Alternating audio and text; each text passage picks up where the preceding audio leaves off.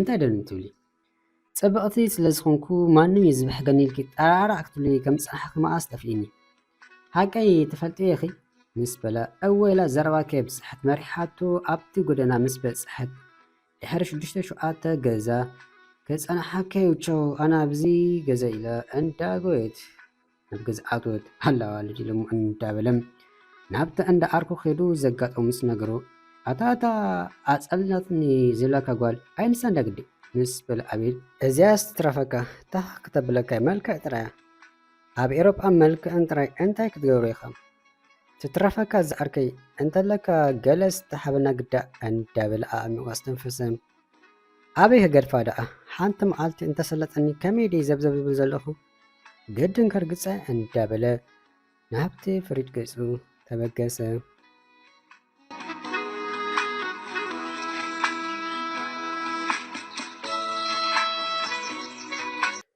ንኣኻስ ዝረግጽ ዳይር ገጽካ ነዚኣ እንተርጊጽከ 10,000 ዩሮ ክሓቁፈከይ ሓንትላ ካብ ትብለኒ ክንደይ ዳሓ ጌርካ ዳሓር ከዓ ከም ዘስተብሓል ኩላ እንተኾይኖም ኩሎም ኣውዳት ይብሕግን እዮም ዝብል ርእሰ ምትእማን ስለ ዘሕደረት ከም ሰብ ኣይትቆፅረከን እያ መክፈቲ ግዳ ኣቐብለና ነቲ ዘቐበለ ቢራ ብስኑ ክኸፍት ዝሓሰቡ እንዳገድሐ ተዛረበም ቶማስ ኣርከይ ኣታ ከመይዳ ክዳና ኣጻጽያ ክትወፅእ ከላ ሓን ተብል ነዚኣ እንተዚወኒነ ናይ ምስዳድ ትርጉም ዋጋ ይብሉ እዚኣ ንዓይላ ዝተፈጠረት ፍንጫሕ መሰንግል እያ ህያብ እያ ምስሊ ድሽኩር ከራኽበኒ ድዩ ፈጣሪ ኣብዚ ገዛውቲ ዘምፃኒ ስለዚ ኣይገድፋኒ ምስ በለ ጓል ደኣ ፅቡቅ ጌራ እንዳ ኣብ ርእስኻ ሸሸ ኢላ ዘላ ሃራይስከብ ሸሓይ ስቲኻ ትፈልዱ ወይ ወፂኹም ተዘናጊኹም ትፈልጡ ዶ ምስ ሓተተ ኣላ ቶማስ ኣርክ ድፍረት ደኣ ቤን ክመፅእ መዓንታ ይሓትት ከምዚ ደሊ ክትብል ከላ ጥራይ በቲ ሓጓት ዝገደፍኩ ገዲፈ ጥብ ዝብላ ብከምዚ ከዓ ገጻ ይርኢ ድምፃ ድማ ይሰምዕ ቀስ እንዳበለት ጽቡቕ ይገብረላ ስለ ዝኸለኹ ከዓ ክትፈትውኒ ትጅምር ትኾን መን ይፈልጥ ምስ በሉ በዓል ንስኹም ዘሽባዕኹምን እንደ እንደኣ ንኣና ጠራኣራእ ዝብለና ዘላ ካሓተካ እንዶ ብጀካ ሓኸ ከምዚ ኸማኻ ካልእ ከም ዝድውለላ ትፈልጥ ዶ ምስ በሉ እንደገና ኣብ ዘለዎ ከምዚ ኸመይ ዘብዘብ ክብሉ ይርእሚ ምስ መለሰሉ በጃሓስካ ሕጂ ኣርእስቲ ቀይር ሓደ ካብ ሓደ ዘይተሓሹ በዚ ትኸዶ ዘለሕ መንገዲ ፈፂሙ ክስልጠካ ይኮነን ኣብና ግዳ ዝኾነ ዝብል እንተለካ ምስቲ ዘይዛር ምዝራብ ይሓሽ እንዳበለም ነቲ ኣብ ጣውላ ኣቐሚጦ ዝነበረ ጥርሙዝ ቢራ ኣልኢሉ ሓንሳብ ድሕሪ ምምኣግ ናብቲ ዝነበሩ መለሱ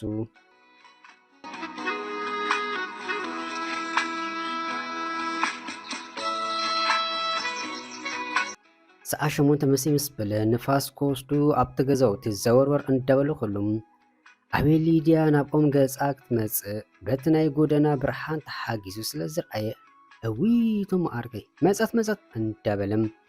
ኣብዚ ኣቶ ጣፊኡ በቲ ሓጓስ ስምባደ ፍርሒ ሸበድበድ በለም መን ትመጽእ ምስ በሎም ኣታታ ልበይ ዘሸፈተት ወንበር መንደኣ ኣታ ከመይ ደይ ክርያ ከለኹ ዝሕጎስን ዝደሓልን ምስ በለ ኣታ ከም ገለ ሰብኣይ እንዳ ተረርበልስከ ተዋሪድካ ከይተዋርደና ሓደራኻ ፈኾስኮስ ከይትብል ከም ሰብ ሰላም ኢልና መንገድና ክንገብር ኢና ሓራይ ዶ ምስ በለ እንተ ኽኢሉ ሓራይ እንዳበለ ኩሉ ኣርከበቶም ሙዶ በለት ሊዱ ደሓንዶ ቤንዳ ኣጸንሒኪ ንሕና ነፋስ ንሕረም ዘረባ ምስ ኣብዝሐም በቲ ክንድገለ ጫማ ገይሩ እግሩ ምስ ረገጹ ኩሉ ዘረብኡ ንውሽጢ ተዋሓይጡ ሕትንበለም ዋላ እኳ ብርቱዕ ቃንዛውን እንተገበረሉ ቆርጢሙ ኣተረፈም ሊዱ ደሓንዶ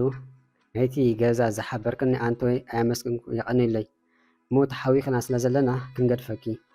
ዋላ እኳ ኣቤል ባሕ እንተዘይበሎ ደፊኡ ባሕሊ ሒዝዎ ኸደም ህዋ ከመይ ኢላ ኣሉ እዚ ነገር ንዓይኒ ልዱሲ ክንማልኣኪ ክነፋንወኪ ገለ ዘይብሉ ብደወይ ገዲፉ ንኸይድ ደፋር ጸርጸር እንዳበለት መንገዲ ንገዝኣ ገበረት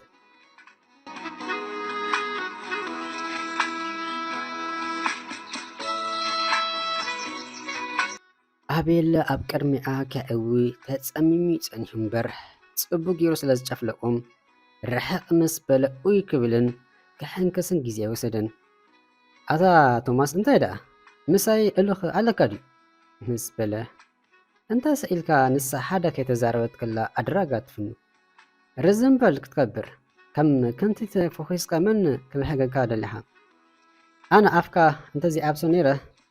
እዚ ከዓ መሰልችው ኢለ ገዲፋትና ምስከደት ነይራ ብኸመይ ከዓ መዓስን ክሰልጠካ ኣይኮነን ዝበልኩኻ ኣታ ነዚኣ ክትገብር ዶ መፂኻ በዚ እግረይ ሲድካ በቲ ከዓ ነዛ ምጭቱ ጋር ርኢካ ይፀገብክዋ ሰጉይከያ ሕጂ ናበይም ክስጉም ስለ ዘይክእል ከምታ በዚ ክንዲገለ ጫማ ጫፍሊእካ ዘሐንከስካኒ ሃዚልካ ተብፅሓኒ ገዛ ምስ በሎም ኣነስ ሃዚላ ብፅሓኻ ንልባኻኸ መን ደጊፉ ክሕዘልከ እንዳበለ ህቆኡ መሓብ ገዲፉ ኢዱ ኣመንኩቡ ሰቂሉ ፀጊ ኢሉ ደጊፉ ዝሓሰቦ ገዲፎም ናብ ገዛ ተመልሱ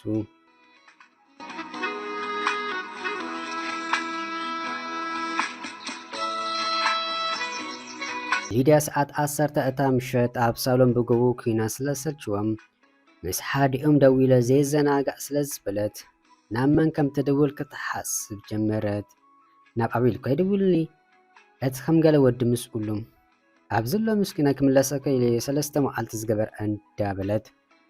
ናብ ኤስሮም ምስ ደወለት ሲት ኣብ ክሰርሕ ፀኒሑ ሞባይሉ እንዳጣዋወቀ ልክዕ ነታ ዝቀድሓ ፅሟቅ ኣብ ኣፉ ምስ ገበረም ስለ ዝደወለትሉ ንዝርአይ ክኣምን ስለ ዝተፀገመ ተሰርኒቑ ምስ ነብሱ ክቃለስ ድሕሪ ናይ 4 ፃውዒት ተኣፅወት ዜሎም በዓል ደው ኢለሉ እንዳበለት ናብ ካልእ ሰገረት ወዲ ነብሱ ኣረጋጊኡ ምስ ፈተነ መስመር ተታሒዛ ኣላ ስለ ዝበለቱ ማዕረቲ ደው ኢላ ኢሉ ዝተሓጎሱ ሓረቐ ምስ ተሓፂን ገለ ዝስፍስፎ ዝሓወጠ ቀልፁ ተሪር ኢዱ ኣምጢቑ ክሰብራ ቁሩብ ተረፉም ተስፋ ኣይቆረፀን ግና መሊሱ ደወለ እንትኾነ ኣይሰለጡን ናይ ሕርቕርቆት ፅሟቕ ምስታይ ገዲፉ ናብ ሲት ኣብ ምስራሕ ከም ብሓድሽ ተመልሰ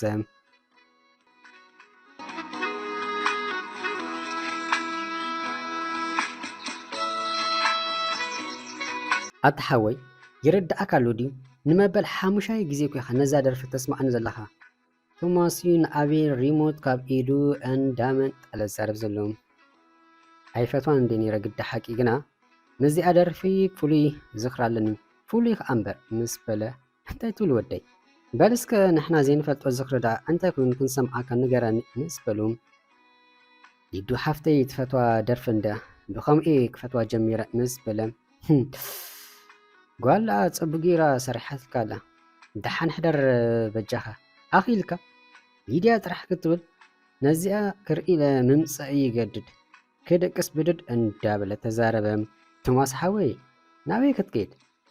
ከመይ ገይረ ከም ዘርግፀህ ከተማኽረኒ ኢኻ ሊዱ ካብ ኢደይ ወፂኣ ማለት ሰማይ ምድሪ ድማ ሰማይ ኮይና ማለት እዩ ንዓይ ምስ ረኣኻ ድሓ ሊድያ ተብዝሕ ዘለኻ ዋላስ ኩሉ ግዜ ከምዚ ኣኽፊኻ በጃኻ ምስ በሎም ድሓን ንስሙ ይፅንሐና ሕጂ ካብ ተረኸብካ እንታይ ሃገብራለ ነዛ ጓል ከርግፅ ገለ ሜላ ብልሓት ወይ ተኣምር ዋላ መስተፋቕር ገለ እንትሓሊካ ሓሰስ ምስ በሎም ሕጅስ ኣደንቂስካኒ ብዙሕ ዓይነት ፍቕሪ ርኢናና እሞ